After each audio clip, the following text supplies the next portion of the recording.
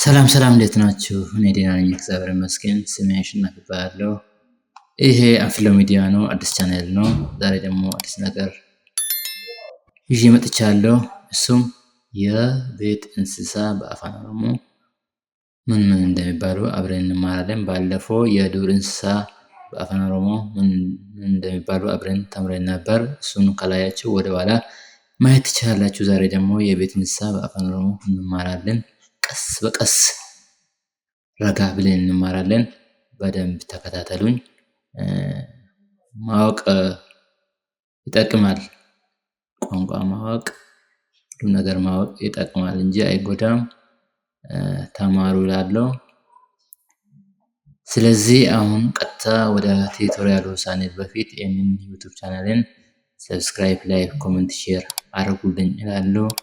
ሌላ ስራ እየሰራው በዛ ቢዚ የሆንኩ ነው ይህንን ቪዲዮ የሚሰራው።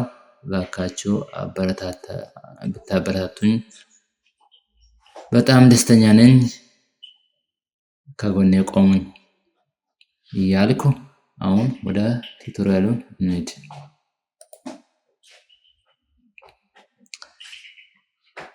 የመጀመሪያ ሁሉም ሰው ቤት የምትገኝ እንስሳ ወይ የቤት እንስሳ ውሻ። ሁሉም ሰው ያውቃታል። ውሻ ማለት በአፋን ኦሮሞ ሰሬ ትባላለች። ውሻ ማለት በአፋን ኦሮሞ ሰሬ ትባላለች። ውሻ ማለት በአፋን ኦሮሞ ሰሬ። ድመት ማለት በአፋን ኦሮሞ አዱሬ ትባላለች።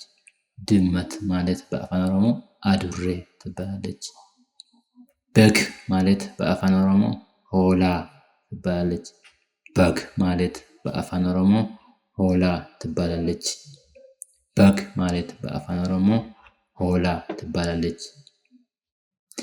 ፍየል ማለት በአፋን ኦሮሞ ሬቲ ትባላለች፣ ወይ ደግሞ አንዳንድ ቦታ ረኤ ትባላለች። ፍየል ማለት ሬቲ ወይስ ረኤ ትባላለች።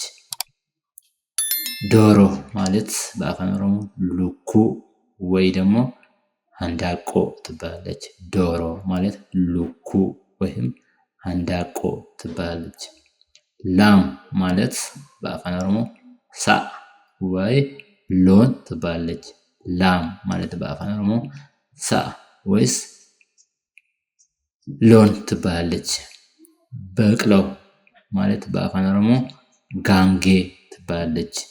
በቅሎ ማለት በአፋን ኦሮሞ ጋንጌ ትባላለች። አህያ ማለት በአፋን ኦሮሞ ሀሬ ትባላለች።